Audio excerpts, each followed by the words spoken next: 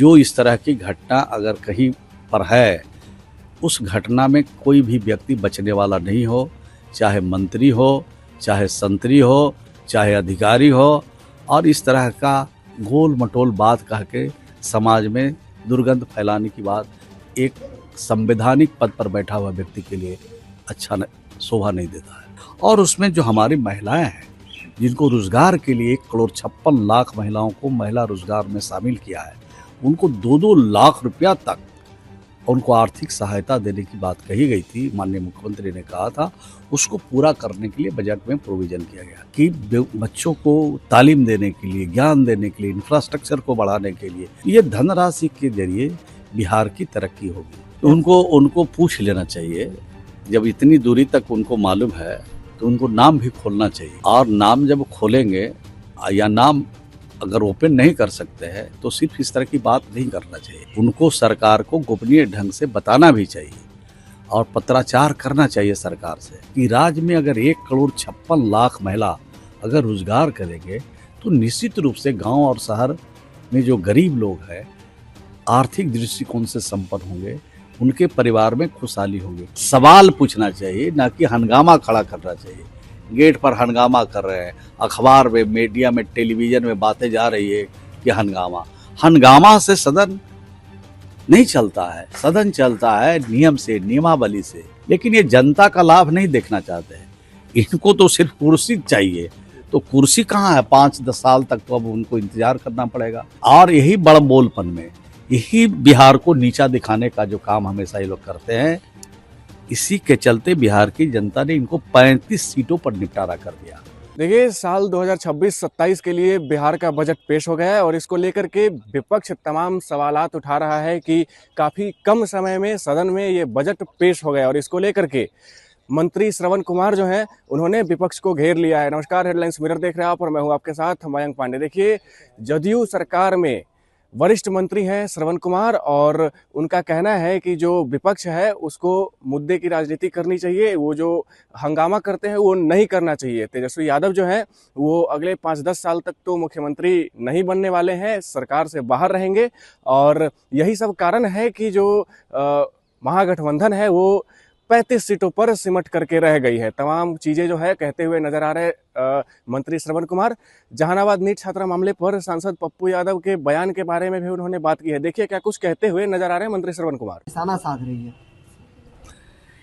विपक्ष को नहीं, पूरे देश का दर्पण है हमारा बिहार का बजट।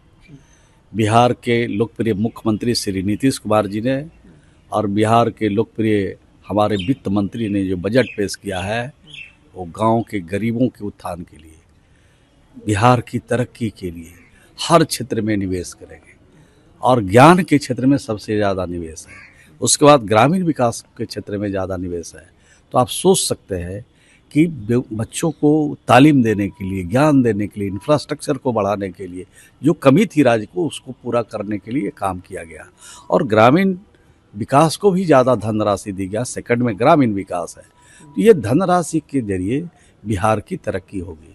और जो महिलाओं को सशक्त बनाना है, आधी आबादी को, उसके लिए ग्रामीण विकास में काफ़ी धनराशि दी गई है। लगभग 23,000 करोड़ से ज़्यादा हमारा धनराशि दी गई है। और उसमें जो हमारी महिलाएं हैं, जिनको रोजगार के लिए 1,56,00,000 महिलाओं को महिला रोजगार में शामिल किया है, उनको 2-2 लाख रुपया तक उनको आर्थिक सहायता देने की बात कही गई थी, माननीय मुख्यमंत्री ने कहा था, उसको पूरा करने के लिए बजट में प्रोविजन किया गया। तो आप सोच सकते हैं कि राज्य में अगर 1,56,00,000 महिला अगर रोजगार करेंगे तो निश्चित रूप से गांव और शहर में जो गरीब लोग हैं आर्थिक दृष्टिकोण से संपन्न होंगे, उनके परिवार में खुशहाली होगी। तो ये बजट लोक लुभावन नहीं है, ये बजट गांव के गरीब लोगों से, शहर के गरीब लोगों से, गांव के तरक्की के, शहर की तरक्की के और ज्ञान के क्षेत्र में बढ़ाने के वाला बजट है। इंफ्रास्ट्रक्चर को बढ़ाने का बजट है। हर क्षेत्र में जो धनराशि दी गई है उसकी सिर्फ मैं प्रशंसा नहीं करता हूं, बल्कि इसका स्वागत करता हूं, और ये दर्पण है देश का, देश इससे सीख लेगा। विपक्ष का आरोप है कि सबसे छोटा बजट था, 2 पेज का बजट था, युवाओं के लिए कुछ नहीं। बजट तो 2 पेज का रहे या 20 पेज का रहे, बजट में जो प्रोविजन है वो आज के सभी अखबारों में बातें आई है। और विपक्ष पढ़ता नहीं है, समझता नहीं है, सुनता नहीं है, ये जानबूझ कर के उनको इस तरह की बात करने में अच्छा लगता है। चूंकि बजट अच्छा है तो अच्छा कहेंगे तो विपक्ष वाले लोग कहाँ चल पाएंगे, लेकिन भीतर दिल से वो जरूर उनकी आत्मा बोलती होगी कि इतना बहुत अच्छा बजट कभी नहीं आया है जितना अच्छा बजट इस बार आया है। विधानसभा में आप लोग को यूजीसी नीट मामले पर सहित तमाम जो मुद्दे हैं उस पर आपको घेरेगा विपक्ष। तैयार है, जो भी प्रश्न लाएंगे जो नियम से हिसाब से आएगा वो तो नियम के हिसाब से स्पीकर तय करते हैं कि किस मुद्दे पर आप बहस करना चाहते हैं, किस विषय पर आप चाहते हैं बहस करना, कौन सा प्रश्न लाना चाहते हैं। तो जो प्रश्न आएगा उसको जवाब देने के लिए सरकार बिल्कुल तैयार बैठी है। सरकार हर प्रश्नों का जवाब देने के लिए तैयार बैठी है। विपक्ष की अपनी भूमिका निर्धारित करना चाहिए, सवाल पूछना चाहिए, ना कि हंगामा खड़ा करना चाहिए। गेट पर हंगामा कर रहे हैं, अखबार में, मीडिया में, टेलीविज़न में बातें जा रही है कि हंगामा से सदन नहीं चलता है। सदन चलता है नियम से, नियमावली से।